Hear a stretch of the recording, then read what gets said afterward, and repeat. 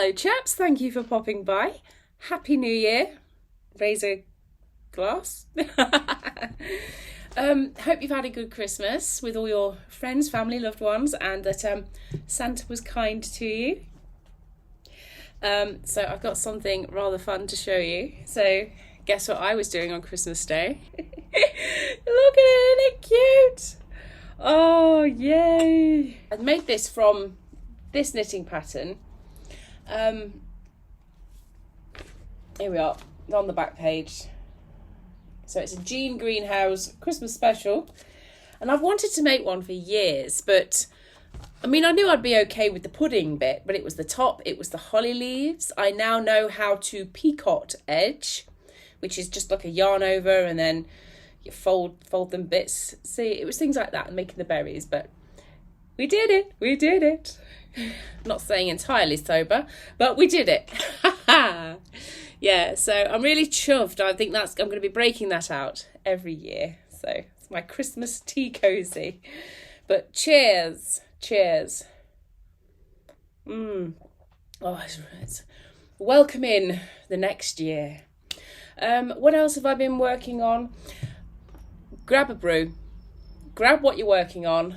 This is what I'm working on. Let's just chill out. Do you know what? After a season of, I think I've had about 4 Christmas dinners. After a season of overindulgence, you know, I'm not feeling that chipper. But I'm sure a little bit of self-control will sort that out. So if you remember, where's my knitting book? I've put my knitting book somewhere. One moment. Where's it gone?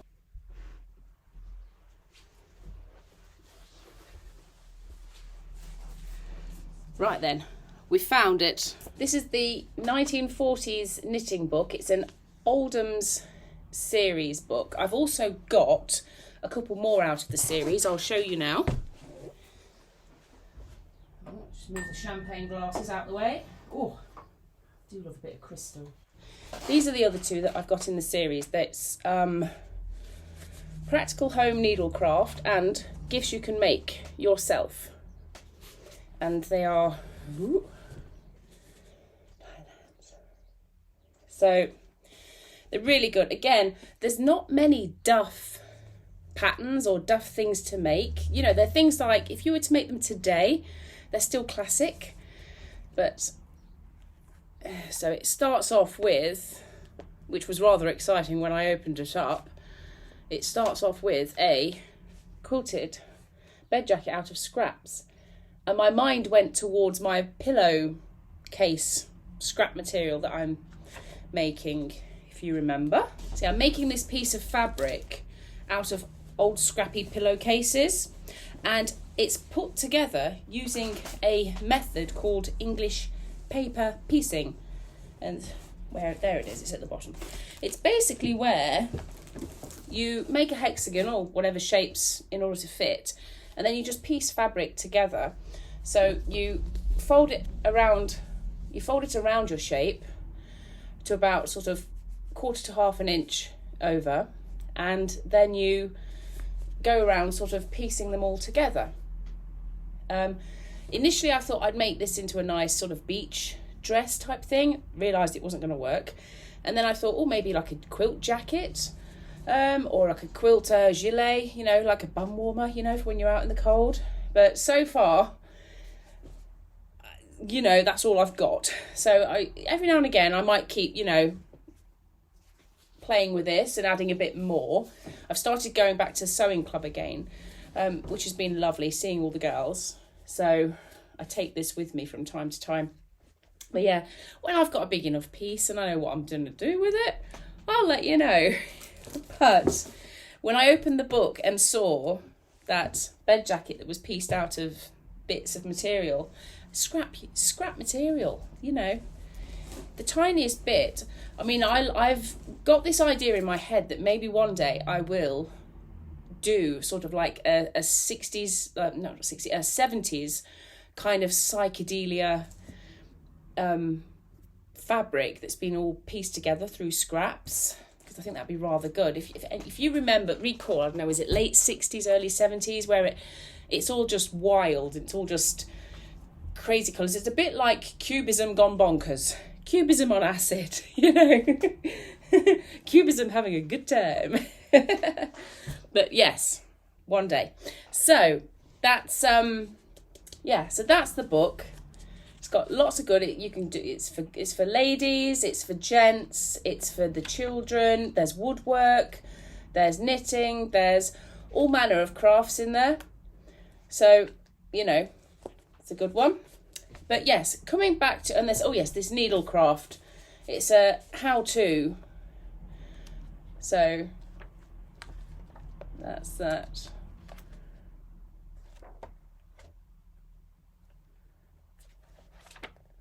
There we go. So that's those 2 books out of the series. I don't know if there's any more. If anyone knows if there's any more of these in the series, please do pop it in the comments, because yeah, I'd like to, you know, eventually. They're such great books. I'd like to build the whole series, you know. But this is what I've been working on. This is from Practical Family Knitting Illustrated, and it's a Costa. If you remember, it's Margaret Murray and Jane Costa. So that's the book that we're on, 1940s.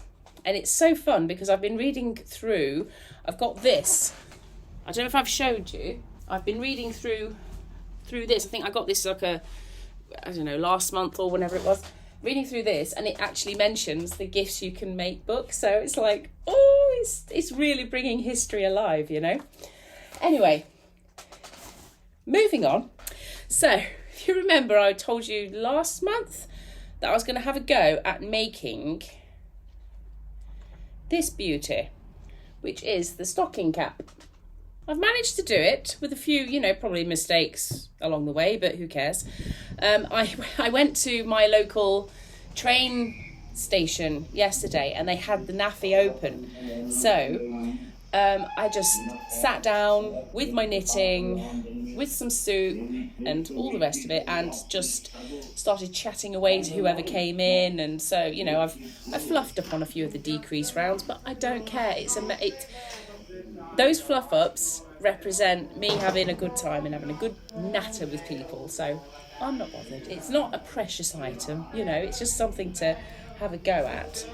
In 2024, hopefully I'm going to be volunteering in the NAAFI at the railway station, so that's rather fun. So it means I've got to start knitting myself a little uniform. Well, it's not a uniform per se, it's just, you know, an outfit, but work uniform, you know. That's Josh, is it? Josh.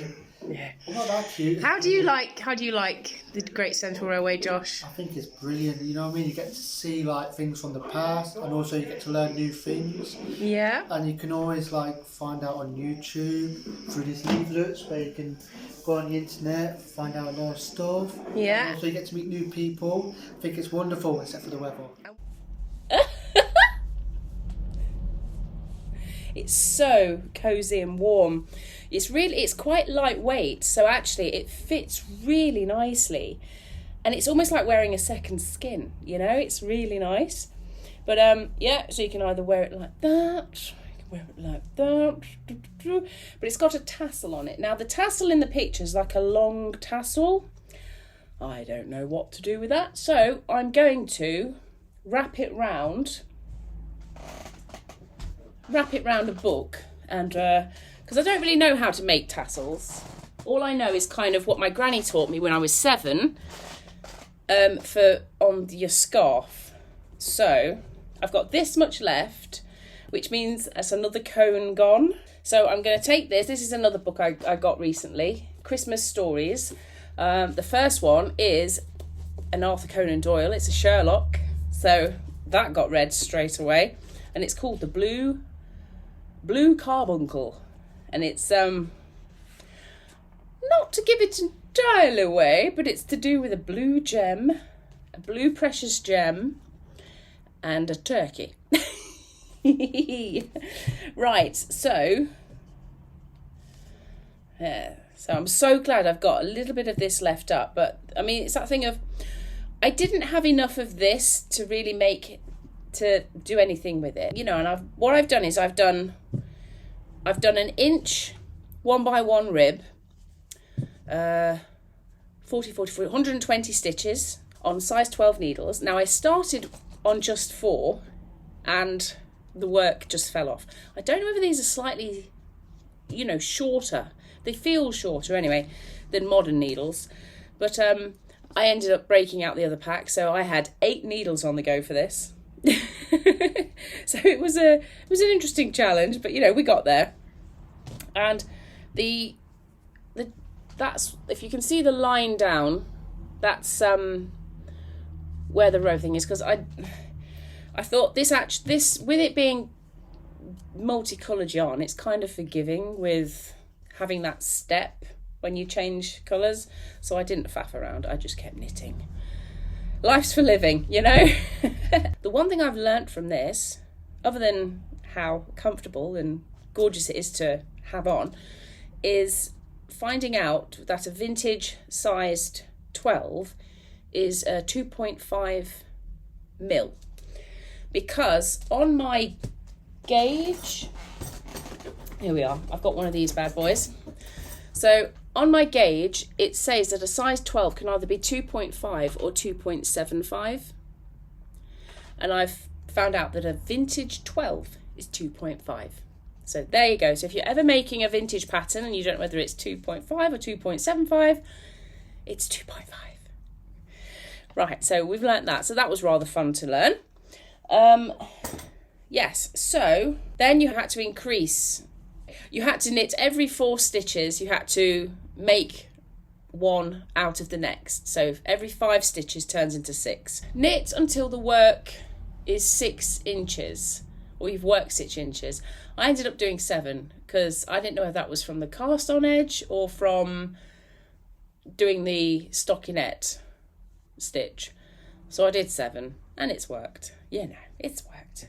So repeat these 3 rounds until it's basically every round was a different colour, you know, dark, medium, light. But I've done 1 dark and then 2 sort of any scrap cream yarn that I could find that was kind of similar in tone. You can have warm tones and you can have light tones, and this one is a light tone, and you'll know it when you put them against it, because you can have 2 creams, but one might be quite yellow and one might be quite blue in sort of undertone of it, and you've got warm and light. So if it's going on your head at night, who cares? If it's for out in the garden, keeping you warm, who cares? You live it, girl. Yes, so anyway, so it's repeat these 3 rounds until work measures 6 inches. I think that's from the cast on edge, don't you? Okay, well, an extra inch doesn't hurt anybody. You decrease by 8 stitches and then work 4 rows, and then decrease by 8 stitches again and work 4 rows, and you do that until you've got to 30 stitches. So, you know, and then you tie it off, you drawstring it. But now I've got to make the tassel.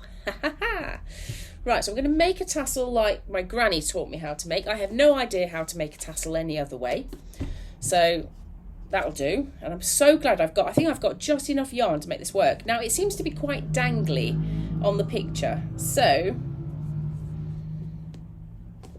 I'm going to wrap it round a book, I think. All these cones, I have been knitting so much, and yet I've just been rearranging this room, and there is so much yarn. So I've got yarn for my knickerbockers in the cat basket. I've got my random bits of yarn in Pashley's basket. I've got still shelves full of yarn, but I have managed to make a little bit of room to put my knitting magazines on the shelves. It's cleared up a little bit of space, the tiniest bit of space. I've still got these massive cones, which actually I'm going to bite the bullet, and I'm just going to turn these into 3 or 4 ply, and I'm going to use these until I've used them up. Ooh, there goes. I've got this neon sort of. Oh, it's not as bright on the screen. Yeah.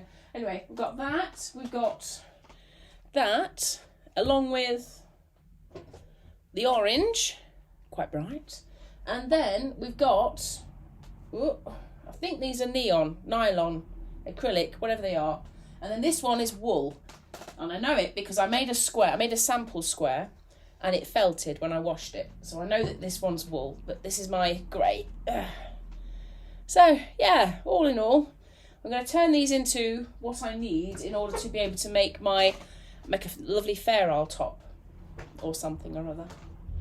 Yeah, I've still got cones of yarn just scattered all around. I was on Yeoman's Yarn's website last night, which is like a local supplier. They make stuff. They make yarn. And I was just, on there last night, just having a little look-see. And, yeah, guilty pleasure. I know I've got no room for them, but we're so close to me having some room. Possibly. Yeah. Oh, yeah, and my wheelie basket.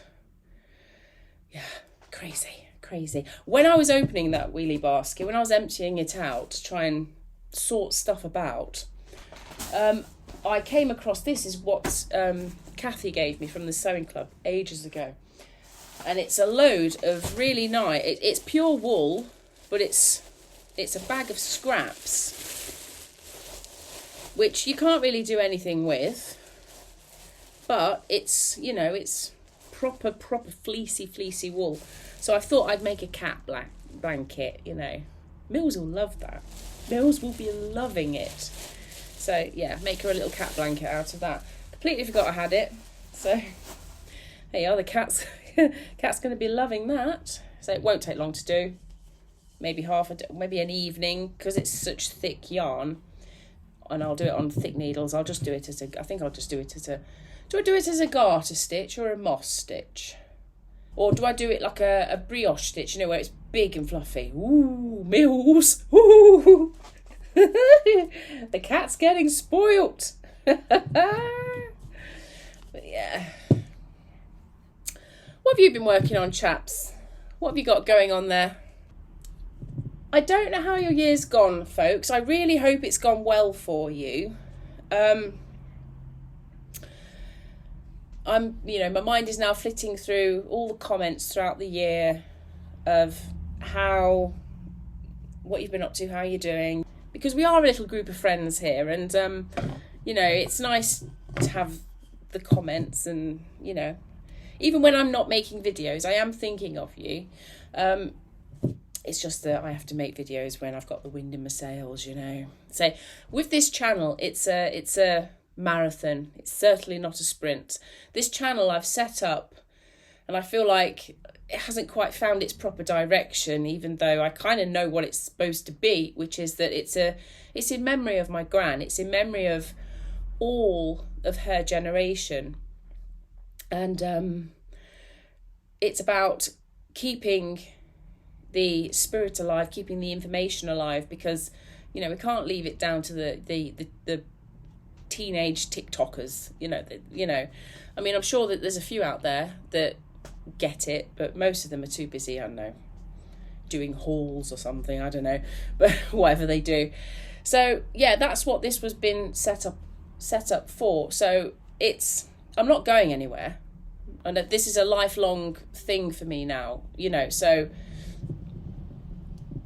yeah, my aim isn't to be a YouTuber or anything like that. My aim is entirely for the men and women who have sacrificed everything, or who have managed to, get through it, but no one was unscathed, and it's a disservice to try and just sort of make money, to set out with the idea that you're just going to make money off the back of war. You think, forget that.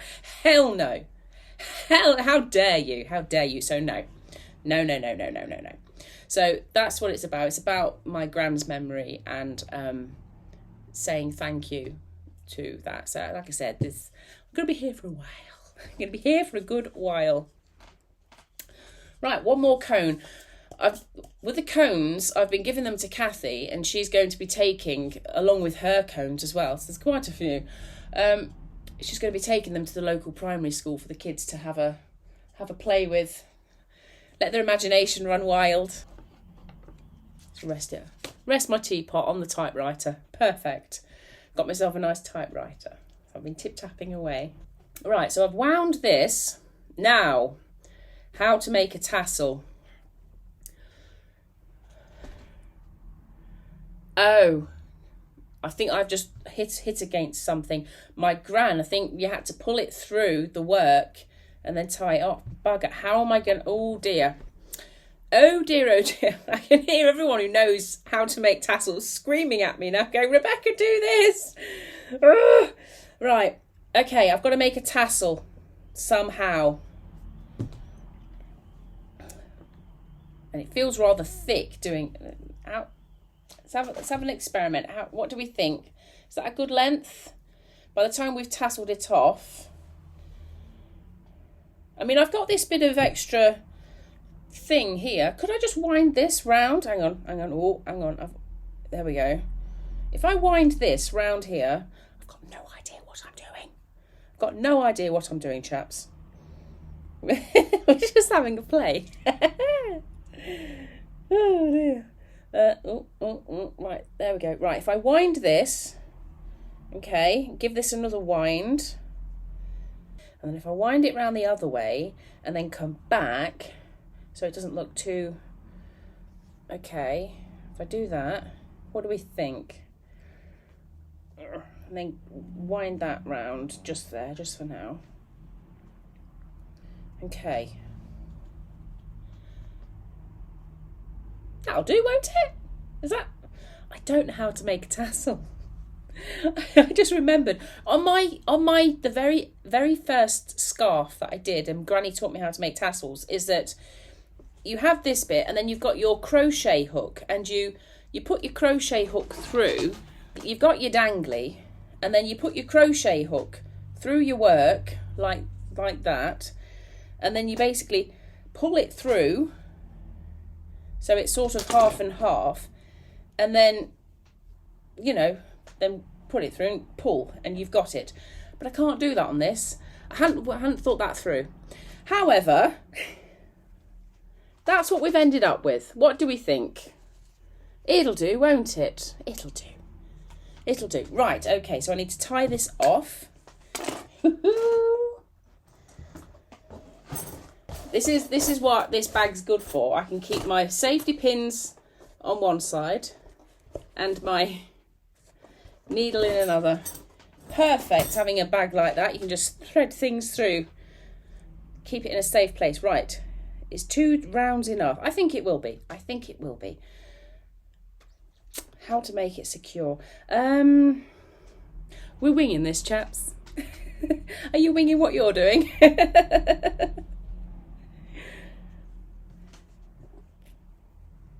Alright, so if I put, right, hang on. So, I've tied it at the top. It's now at one side of the circle where I've tied my thread through. So if I go through here, if I go through the top, so the other side, that should hopefully bring it up and it won't look like it's kind of on the wonk. Although it's a cap. It's a cap that's designed to be on the wonk. It won't matter, will it? But let's have a look. Let's see. See what happens. If I pull it there, all right, and then I go through. If I go back through where it originally finished, which is about there. Granny taught me to knit when I was 7, and I've knit on and off throughout my life. But I've never been that experimental. I've just knit what I know. So now I'm having a go with all these patterns and things, and you know, it's rather fun. It's rather fun, but it's like being a kid again. When you're learning something new, there's nothing better than learning. There's nothing better than learning because it, you know, it gets your juices going. You know, there's the Open University, which is like an online university here in England. They have so many. They have hundreds of free little short courses.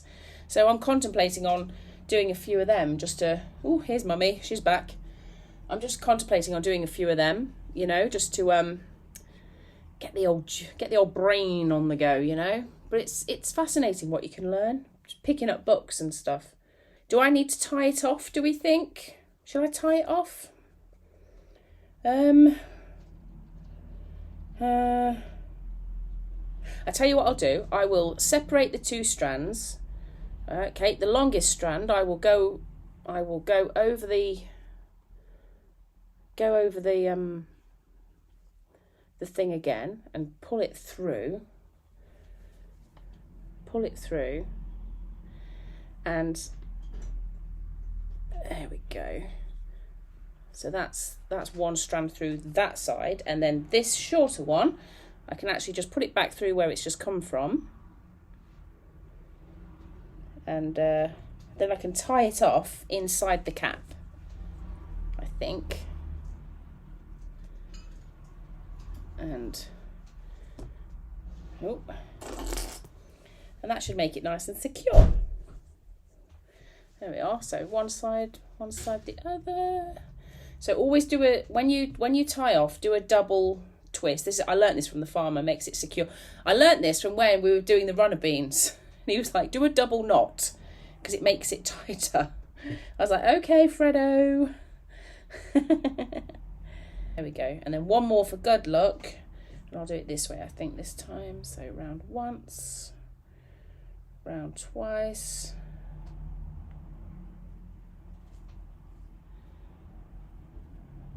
There we go. Right, so that's on the inside. So now we just need to cut. I've got scissors. Scissors in my kit bag. Let's put my needle back in its place. Lovely. Scissors in my... I love having this knit bag. It is great. Everything is in one place. I know where to find stuff now. It's not just here, there and everywhere. Right then.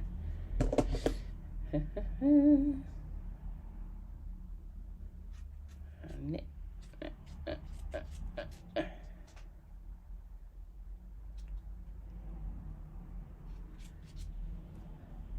Is that more? No, a little bit more.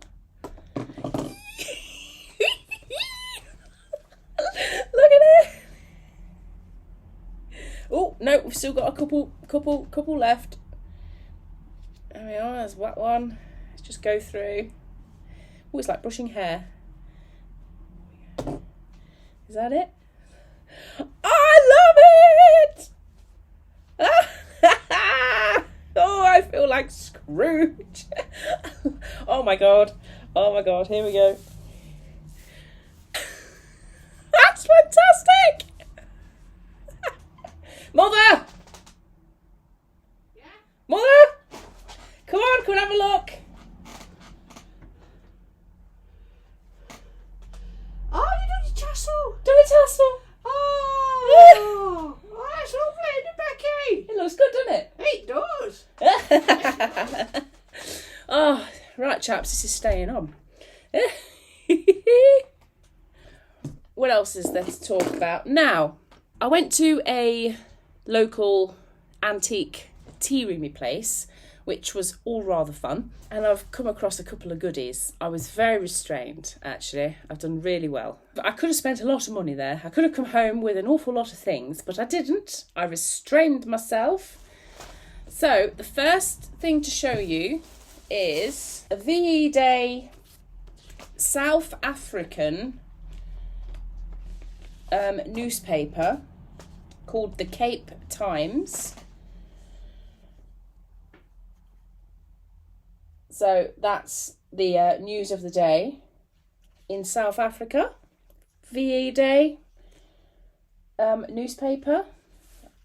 So, I mean, you can still feel that little bit of veneer that the papers used to have on them, but you can tell that it's it's old, you know. And I love it. It's Victory edition, which is fantastic. And it was twopence. It was 2D to purchase. So yeah, they don't seem to have blackout. They don't have the blackout on there. So I wonder if in South Africa they had to do the blackout. I doubt it. It's not on there, is it? But yeah. You've got victory broadcast to Canada. The King thanks the Allied exemplary forces. This is the back page.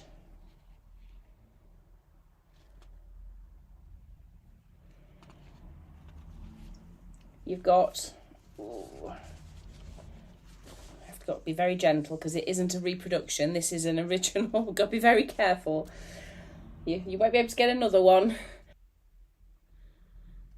You've got church services, the German Navy fighting in Prague, the Danish cabinet, holidays in Britain.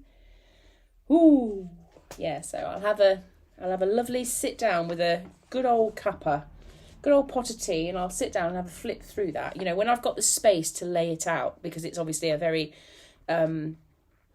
it's very fragile. But that was definitely a good find. I was like, oh, I've got to come home with that, definitely. So that was that. A lovely VE Day newspaper.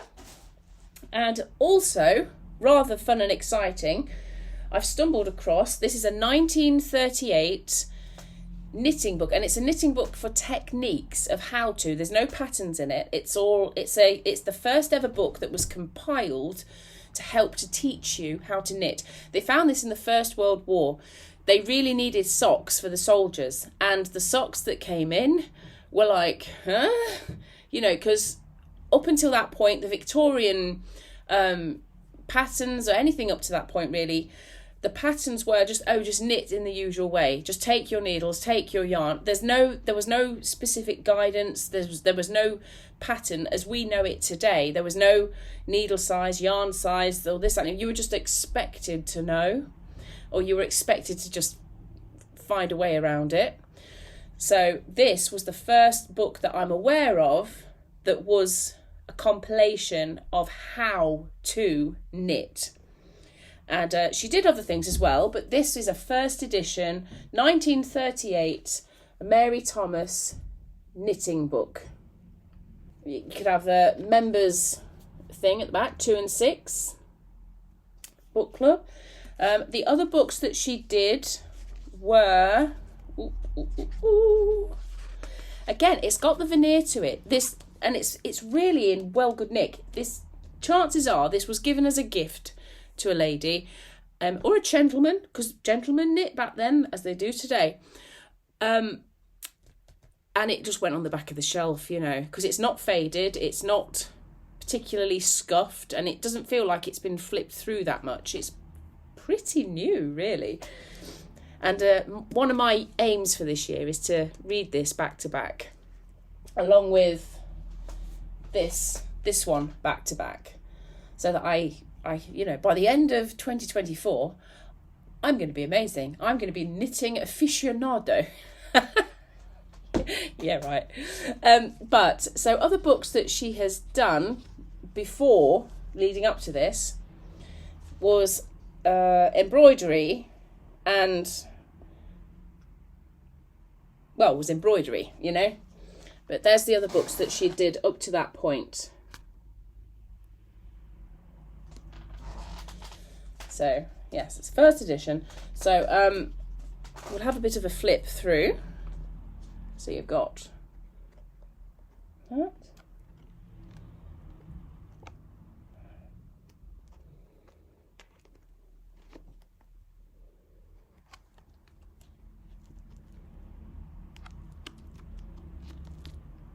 There we are. But yes, this was an amazing find.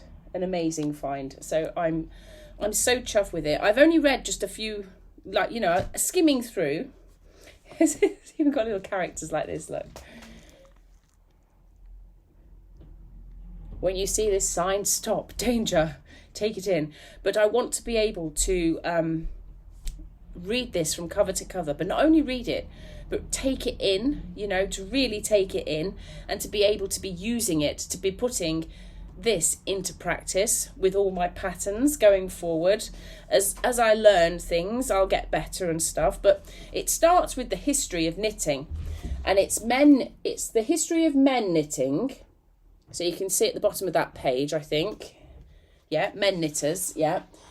And then it moves on to, because men were the first ones who were basically, it was an industry and that's what they did. And they had to do an apprenticeship. And here we are, master knitters. And they had to create, in order to prove their knitting prowess, to be able to say, yes, you're a craftsman at this, they had to, in a limited amount of time, create various different sort of things that were the test that they could learn. You say, yes, you're a master knitter, you're a crafter, you know. So there was 4 tests on that. So the first being that you had to do a carpet, and then you had to do knit a beret, you had to knit a woolen shirt, and then finally you had to knit a pair of hose with Spanish clocks, whatever that is. I'm going to guess pantyhose, because back in the day, pantyhose for men were their tights, weren't they? You got to think Shakespeare, think back in the day. This is, you know, it's not like pantyhose for ladies today. No, this is for, you know, back in the day. And then you've got silk knitting, and then you think you've got ladies. There we are. Then you've got women knitters. So then the history of ladies doing knitting. But yeah. So really, really chuffed with that. When it comes to next year's aims, I've been thinking about this, and I actually started thinking about this in October, really. The idea of, you know, how's the year gone? You're sort of wrapping it up in your mind. In October, you've got a couple of months left of the year. If you really want to achieve something that you haven't achieved, and you really want to achieve it, then you've got a couple of months. This is the last push, you know. So I started thinking about it in October as to how the year's gone. And, you know, I'm not going to lie. I mean, I've got some of my achievements. For the most part, I have achieved what I wanted to achieve. But when it comes to wear more of my own creations, we've not done that well. So I've made my cardigan, I've made my hat, and I live in those. Absolutely live in those. I've made my bed jacket. I absolutely love that. It suits me so well. And I've had so many compliments about it that I've shared the pattern with quite a few people, and I think they're excited to give it a go. And I said, it's a bit hard going, but once you get your head around it, it's good. You know, just keep persevering with it. It's taken me, I think that bed jacket took me 4 months to make, because I had to keep ripping back, but we got there. But other than that, I haven't really made anything for myself.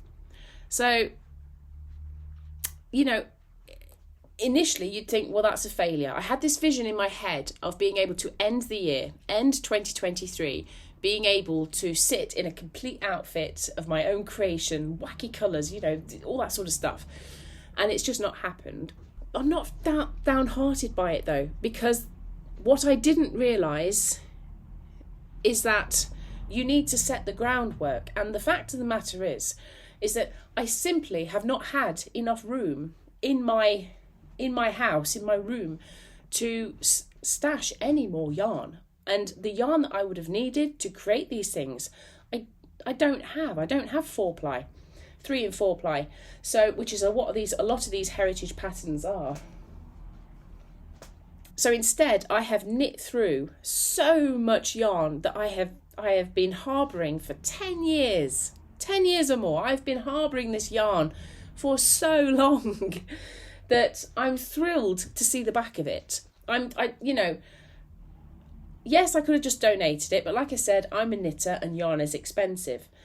So I've thoroughly enjoyed every moment of knitting, because I'm knitting away with a yarn that, you know, I can take it, I can leave it, but I'm making socks, I'm making hats, I'm making scarves and gloves and things that other people are going to enjoy. They are, you know, they're getting them for Christmas. They're going to get so much, you know, just warmth and coziness from wearing these items, and that's what I think of when I'm knitting them.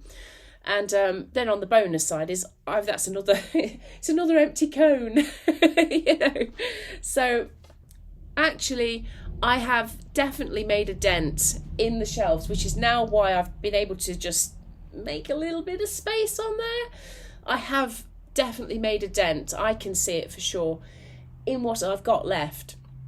And I can start now, it's almost like seeing the wood for the trees. I can now start to see, okay, I'm making knickerbockers out of that. I'm making a vest out of that. I'm making a Spencer out of that. I'm going to make a waistcoat out of that. You know, I can now start to see what I can make. And it's exciting. It's exciting. So I think actually the aim continues. And in 2024, I will definitely be making a lot more garments for me, for my vintage style wardrobe, you know. We're on the journey and we're getting there, chaps. You know, we're getting there. Well, thank you, chaps, for joining me. I heartfelt, genuinely love reading your comments. I love that you reach out. You know, if I've been a bit silent, you know, you reach out and you say, are you okay, Rebecca?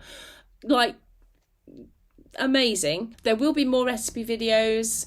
There will be definitely KnitterKnatters. I feel like KnitterKnatters are the skeleton. They're like the backbone of the channel. I do love just sitting down, getting whatever craft you're working on and just, you know, click-clacking away. And yeah, let me know any aspirations you've got, anything you're hoping 2024 will bring you.